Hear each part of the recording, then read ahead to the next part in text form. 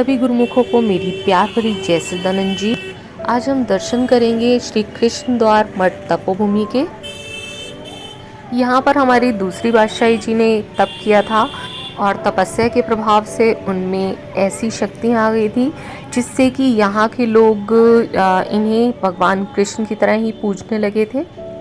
यहाँ पर दूसरी बादशाही जी ने बहुत ही कठिन तप किया था। नीम के पत्तों का पानी पी कर के सर्दियाँ गुजारते थे। और ये दूसरी बादशाही जी के जन्मदिन का नज़ारा है। आज दूसरी बादशाही जी के अवतरण दिवस के उपलक्ष्य में यहाँ पर बहुत सारी साज सजावट की गई है। और दूसरी बादशाही जी को आप देख रहे हैं कि श्रृंगार बिल्कुल भगवान कृष्ण की तरह किया हुआ है। सामने आपको 3 स्वरूप नज़र आ रहे हैं। सबसे पहले पहली बादशाही, फिर दूसरी बादशाही और तीसरे जो हैं वो गुरु महाराज जी की नहीं है, बट यहाँ के जो सेवक यहाँ पर जो साथ संभाल करते थे, सेवा करते थे, जिन्होंने दूसरी बादशाही के बाद इस मठ को संभाला, ये उन्हीं की तस्वीर है। तो अर्जुनानंद जी महाराज के बारे में मैंने आपको बताया। उन्हें बेसिकली गद्दी नहीं मिली थी, बट उनकी सेवा पूजा बिल्कुल गुरु महाराज जी की तरह ही की जाती है। ये तपोभूमि आगरा उत्तर प्रदेश में है और यहाँ पर भी गुरुमुख दूर दूर से आकर दर्शनों का लाभ उठाते हैं और पावन दर्शनों से हृदय को पवित्र करके जाते हैं। जिस तरह से श्री कृष्ण लीलाएं करते थे, सेम वैसे ही दूसरी बादशाही जी भी लीलाएं किया करते थे। आज दूसरी बादशाही जी का जन्मदिन है, जैसा कि मैंने बताया। संगत बहुत है बट लंगर की व्यवस्था प्रॉपर रहती है। यहाँ ये गायें बांधने का स्थान है। जिस तरह से भगवान कृष्ण की बहुत सारी गायें होती थी, तो यहाँ भी गौ पालन को बहुत ही महत्व दिया जाता है। और ये देखिए लंगर चल रहा है। सारी संगत बहुत ही प्रेम पूर्वक व्यवहार करती है। वहाँ जाने के बाद ऐसा लगता नहीं है कि हम लोग एक दूसरे को जानते नहीं हैं। कोई कहीं से आता है तो कोई कहीं से, और सभी बहन भाइयों की तरह बिहेव किया करते हैं। यहाँ हरियाली की भी पूरी व्यवस्था है। ज़रूरत की चीज़ों की कुछ खेती यहाँ ही हो जाती है और इसको बहुत ही खूबसूरत भी बनाया गया है। ये छोटे छोटे पार्क बने हुए हैं जिसमें कि संगत बैठ कर के विश्राम भी कर सकती है। और यहाँ पर पीछे की तरफ गौशाला भी है। गाय की सेवा का बहुत ध्यान रखा जाता है यहाँ। बेसिकली ये जो मंदिर बना हुआ है बिल्कुल इसी स्थान पर ही दूसरी बादशाही जी ने तपस्या की थी और आज ये पवित्र तीर्थ बन गया है। ये मंदिर भी आनंदपुर की तरह ही बना हुआ है। इसका जो नक्शा है और इसके दरवाजे, खिड़कियाँ सब बिल्कुल आनंदपुर की तरह ही बने हुए हैं। वेंटिलेशन का प्रॉपर ध्यान रखा गया है और साथ संगत की सुविधा को भी ध्यान में रखा गया है, क्योंकि यहाँ बहुत दूर दूर से लोग आते हैं और अपने गुरु महाराज जी के दर्शनों का लाभ उठाते हैं। और ये देखिए अंदर बैलून भी कोई भक्त लाया है, गुरु महाराज जी के दर्शन करने आया है और जन्मदिन की मुबारकबाद देने आए हैं।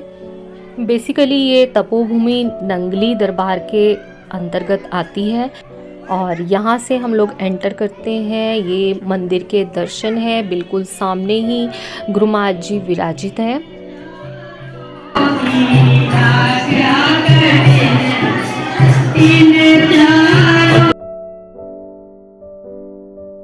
जो लोग यहाँ दूर दूर से आते हैं तो उनके लिए व्यवस्था भी है रहने की। यहाँ पर बहुत सारे रूम्स बने हुए हैं। ये जेंट्स की साइड है और लेडीज़ की साइड बिल्डिंग अलग है। बहुत सारे रूम्स बने हुए हैं और 2 फ्लोर्स बने हुए हैं और ऊपर छत है।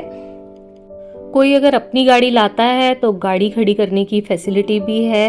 प्रॉपर पार्किंग की तरह ही यहाँ पर स्पेस है, कोई प्रॉब्लम नहीं है। इन भगत जी ने वहाँ की थोड़ी सी स्टोरी हमें बताई कि प्रथम पातशाही पाकिस्तान में विराजमान थे। दूसरी पातशाही वहाँ दर्शनों के लिए पहुँच गए। पातशाही महाराज जी ने कहा था कि अच्छा भैया तुम आ गए और नहीं आते तो हमें तुम्हारे घर आना होता। फिर वहाँ पर ये संत हुए। संत होने के बाद में दूसरी पातशाही महाराज जी, इनको ये प्रथम पातशाही महाराज जी ने आज्ञा दी कि जाओ तप करने के लिए कोई जगह चुन लो। तो जगह ये पदी की नगरी है आगरा के अंदर, ये स्थान को प्रथम गुरु जी पातशाही महाराज जी ने चुना और यहाँ पर लगातार 10-12 साल तपस्या की।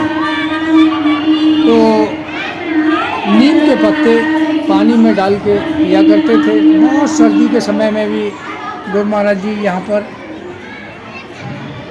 अकेले ही रहते थे। कोई छाया का जगह भी नहीं थी और बहुत ही कष्टपूर्ण तपस्या की। फिर यहाँ से रात को 12 बजे गुरु महाराज जी निकलते थे तो सीओडी के पास आगरा में एक चावली नाम की जगह है, वहाँ पर पहुँचते थे और वहाँ पर एक आदमी थे जवाली राम, उनके यहाँ से रोटी बोलकर और खाते थे। अगर रोटी होती तो खाते, नहीं तो चले जाते थे। रात के 12 बजे पता नहीं कैसे जाते थे इतना दूर से जंगल के तक। और ये इस तरीके से गुरु महाराज जी की यात्रा पूरी हुई। फिर इसके बाद में पाकिस्तान में जाकर गुरु महाराज जी प्रथम पातशाही ने शरीर छोड़ा, गुरु जी पातशाही महाराज जी को गद्दी नसीब की और वहाँ से ये सिलसिला चल के फिर ये तीसरी पातशाही के लिए गुरु जी पातशाही ने हुक्मनामा लिखा। ये सिलसिला आगे बढ़ते हुए श्री अनंतपुर में पहुँच गया। वैसे श्री अनंतपुर की ज़मीन गुरु जी पातशाही महाराज जी ने ही खरीदी थी प्रथम पातशाही की आज्ञा अनुसार। यहाँ हम लोग हमारे ग्रैंड फादर के समय से जुड़े हुए हैं। यहाँ से यहाँ हमारे जो मामा जी थे उन्होंने हमको जोड़ा था। तो ये बहुत ही पवित्र श्री अनंतपुर हुआ, वो जो मेन हेड ब्रांच है, हेड ऑफिस है, यहाँ बहुत समय से हम लोग जुड़े हुए हैं। 70-80 साल पहले हमारे बुजुर्ग लोग जुड़े, तो बहुत पुरानी बात। दूसरी बादशाही यहाँ पर बहुत देर तक ध्यान मग्न बैठे रहते थे और यहीं पर एक सीढ़ी भी थी जिसकी सहायता से वो नीचे उतरकर फिर गुफा में तपस्या किया करते थे।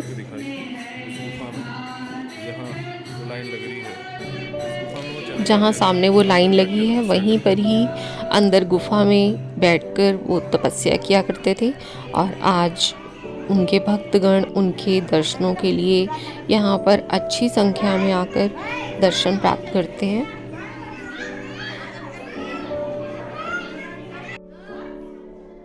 इस तपोभूमि के दर्शन करना कोई आसान बात नहीं है। बहुत ही किस्मत वाले लोग होते हैं जो यहाँ पर दर्शन करने आते हैं।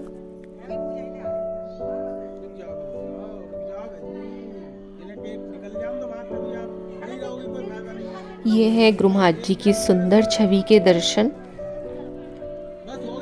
और वो जो छड़ी इस्तेमाल किया करते थे, ये उस छड़ी की आपको मैं झलकी दिखा रही हूँ।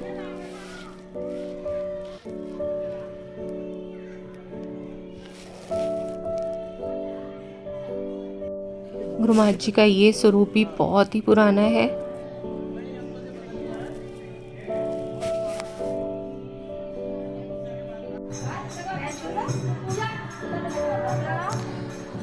यहाँ पर शाम के टाइम में दिया भी लगाया जाता है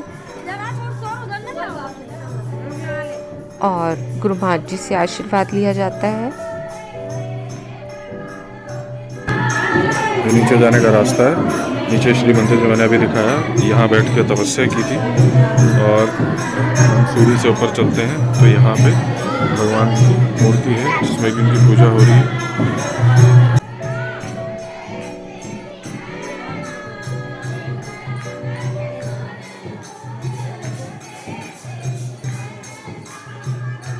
बर्थडे है तो सब उनको बुला रहे हैं।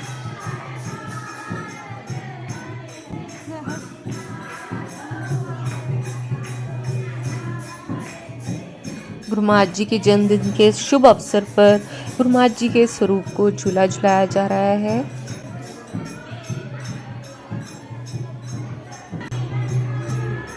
और ये गुरु महाराज जी की चरण पादुकाएं हैं जिनसे कि भक्तजन आशीर्वाद ले रहे हैं। महापुरुषों ने अपना जीवन बहुत ही कठिनता में बिताया। उन्होंने तपस्या की, उस तपस्या के प्रताप से आज हमें भी थोड़ा सा मौका मिलता है कि हम परमात्मा के चरणों में अपना ध्यान कैसे अर्पण करें। उसकी विधि हमें यहाँ सिखाई जाती है। गुरुओं के सानिध्य में हमें ये बताया जाता है कि इस भावसागर को हमें कैसे पार करना है। अगर आपको ये वीडियो पसंद आई हो तो like, share and subscribe my channel with bell icon.